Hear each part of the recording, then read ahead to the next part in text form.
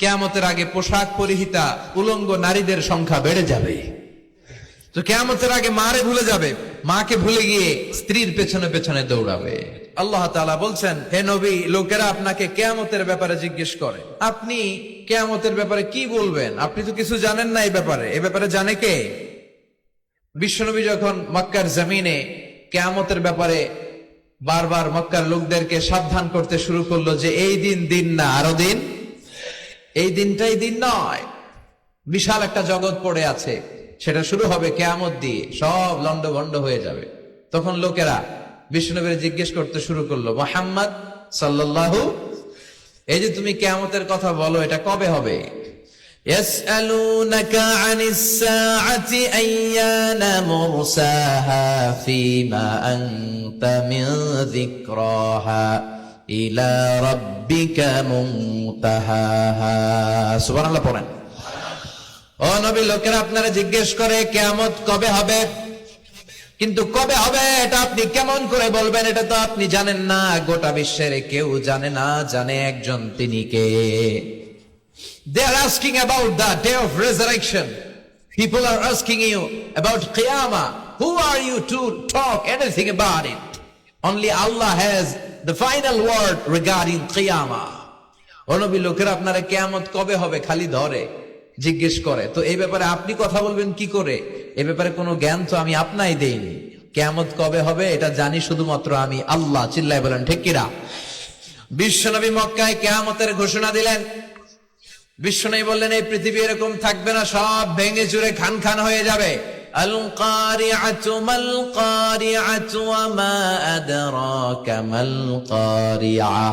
বিকট একটা আওয়াজ হবে, ইসরাফিল যখন সিংহায় ফুৎকার দিবে, গোটা বিশ্বটারে মেসাকার করে দিবে কে?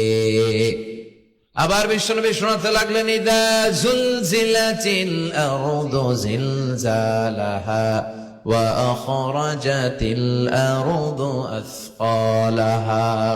বিশ্বনবী বললেন, সেদিন পৃথিবীটা কেঁপে উঠবে, মহা ভূমিকম্প হবে। জমিনের ভেতরে যা আছে, তেলের খনি, গ্যাসের খনি, স্বর্ণের খনি, সবকিছু জমিনটা বমি করে বের করে দিবে।